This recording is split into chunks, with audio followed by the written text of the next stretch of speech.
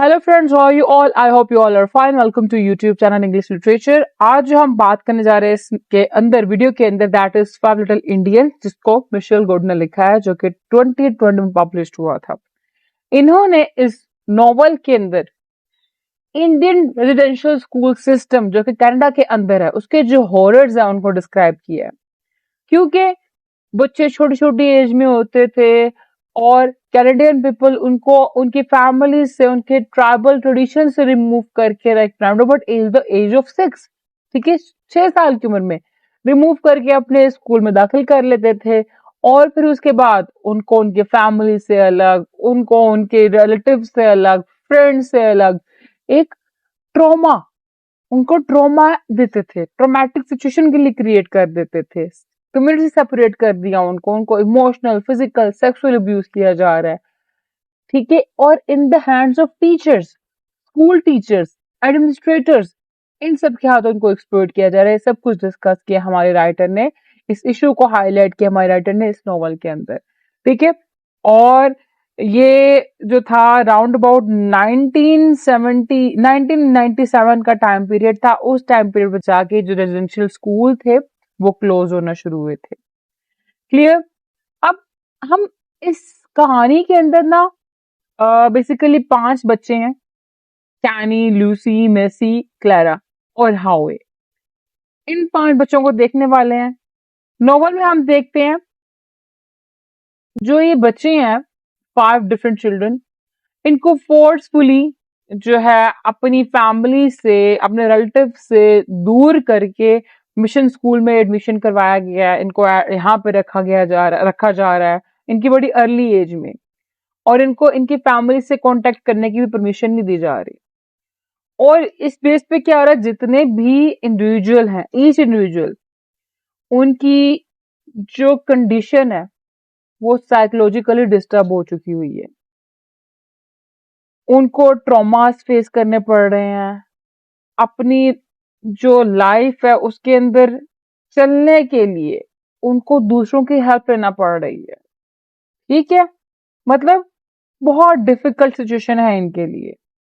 अब इसमें क्या आता है, कैनी एक छोटा सा हमारे पास जो है बच्चा है, काइंड ऑफ 6 इयर्स, 6 साल का था। इसको इसकी माँ से दूर कर दिया गया, इसको इसी स्कूल में, रेजिडेंशियल स्कूल में एडमिशन करवा दिया गया। और इसकी माँ इसको repeatedly again and again letters लिख रही है, लेटर्स भेज रही है, लेकिन बच्चे को स्कूल में एक भी खत नहीं मिलता।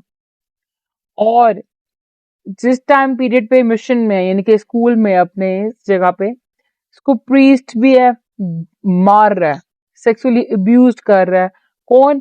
फैकल्टी मेंबर, ठीक है, जिसका नाम जो है ब्रदर, फैकल्टी नेम मेंबर का नेम ब्रदर है, वो इसको फिजिकली अब्यूज कर रहा है, सेक्सुअली अब्यूज कर रहा है। फर्दर प्रीस्ट है, वो इसको फिजिकली अब्यूज कर रहा है, मार रहा है। और जब वो 10 साल का होता है, ये एक बोट चोरी करता है, कश्ती, और फिर वहां से एस्केप करके मेनलैंड की तरफ भाग जाता है, जहां इसकी मुलाकात दोबारा अपनी माँ से होती है।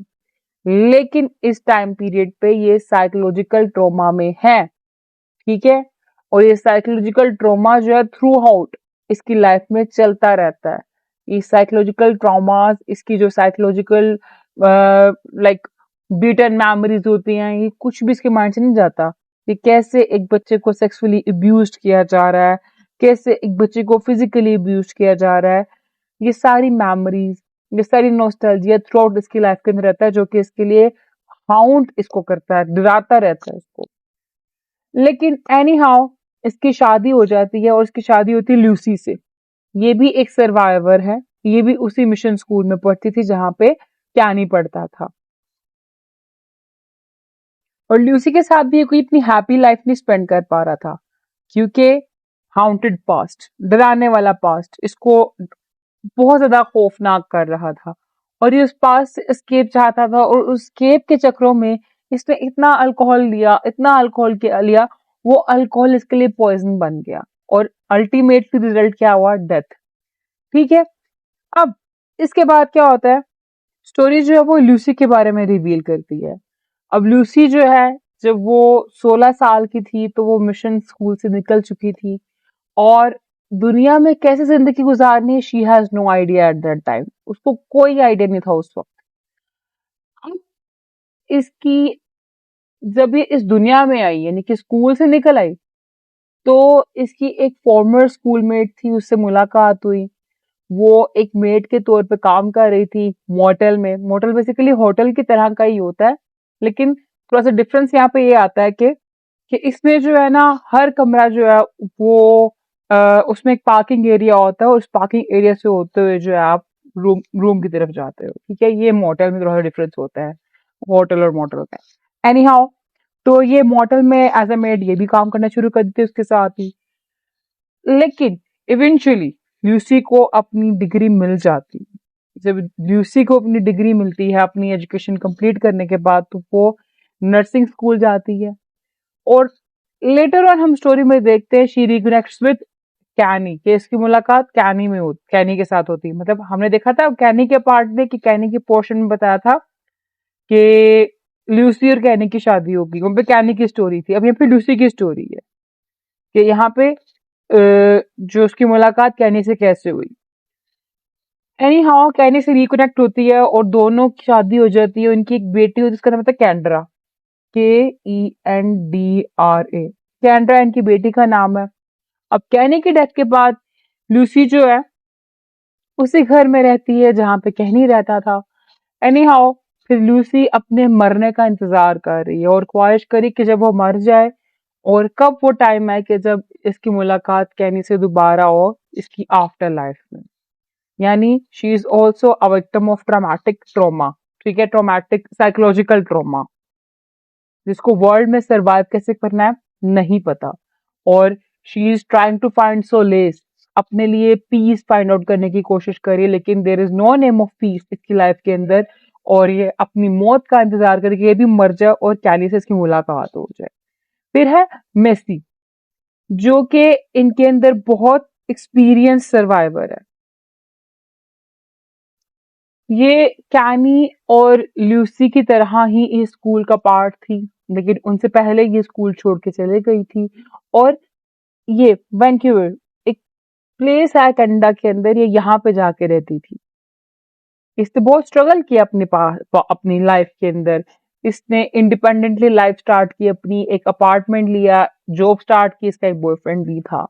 हाउएवर, ठीक है, अपनी लाइफ में सेटल तो हुई, लेकिन हाउएवर क्या होता है, इसकी जो मेमोरीज है सेक्सुअल अब्यूज की, कि इसको प्रीस्ट कैसे सेक्सुअल अब्यूज करता था मिशन के अंदर, वो उसने इसको भी विक्टिम बना दिया था साइकोलॉजिकल ट्रॉमा का। वो इसको हाउंट करती थी, मेमोरीज डराती थी, इंटेंस सेल्फ लूदिंग फील करती थी, और इनएबिलिटी फील करती थी किस चीज के ऊपर, कि अपनी जो आउटबर्स्ट है, अपनी जो गुस्सा है इसका, उसके ऊपर जो है कंट्रोल करने पे। Like she is also victim like others. ये रिस्की सेक्सुअल बिहेवियर के अंदर इंडल्ज हो गई, अपने आप को कट लगाना शुरू कर दिया अपने अपनी एंजाइटी को रिड्यूस करने के लिए।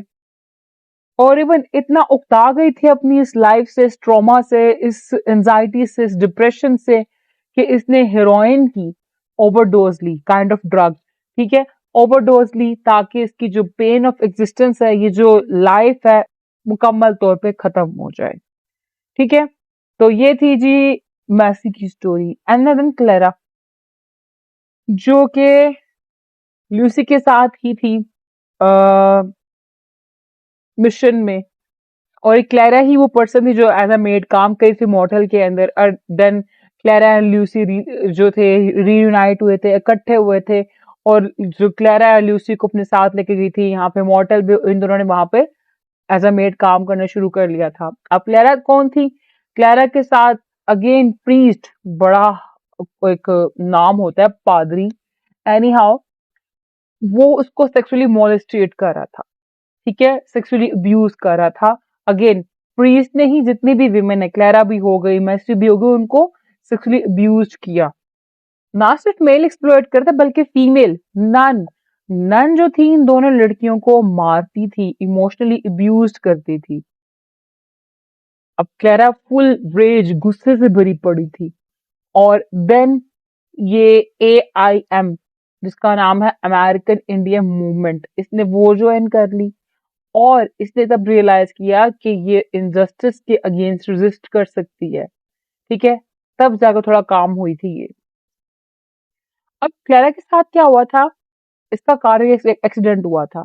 लेकिन कार एक्सीडेंट से रिकवर होने के बाद इसने अपने आप को देखा कि ये इंडियन हीलर के कैबिन में है, उसका नाम है मारिया।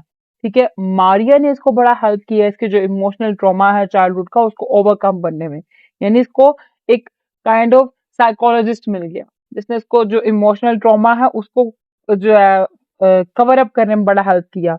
ये मारिया बेसिकली फीमेल है। एनी हाउ, क्लेरा जो है वो एक लीगल एडवोकेट बन जाती है फिर बाद में अपनी लाइफ में जाकर, जो कि जितनी भी इंडियन ट्रबल्स हैं उनमें जो लॉ हैं उनके बारे में बात कर रही होती है।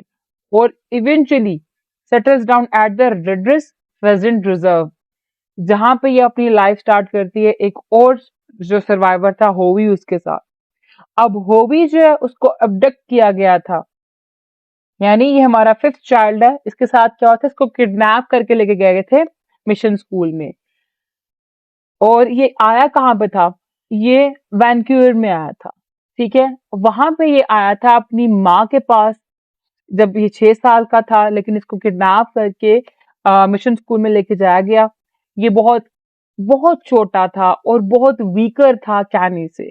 जब ये ब्रदर्स के, जो ब्रदर कौन था मैंने आपको बताया था पहले भी कि यहाँ पे एक स्केलेटन मेंबर है मिशन स्कूल में, उसका नाम ब्रदर है। ठीक है, और ब्रदर ने ही एक्सप्लॉइट किया था कैनी को फिजिकली सेक्सुअली।